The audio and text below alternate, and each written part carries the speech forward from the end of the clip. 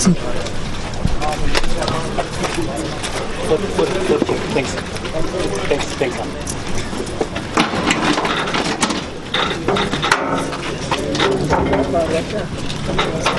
Was that the state paper says the PA establish a prima facie case, resultantly must be placed on remand.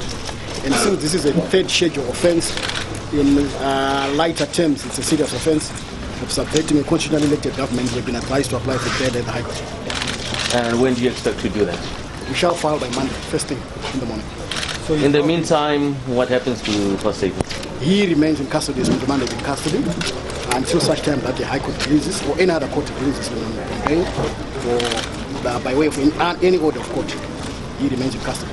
And what is the charge that the state is accusing him of? He is accused of having attempted to subvert the constitutionally elected government by publishing videos encouraging public disobedience.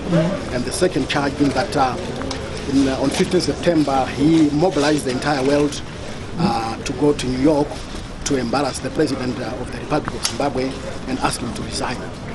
Thank you very much.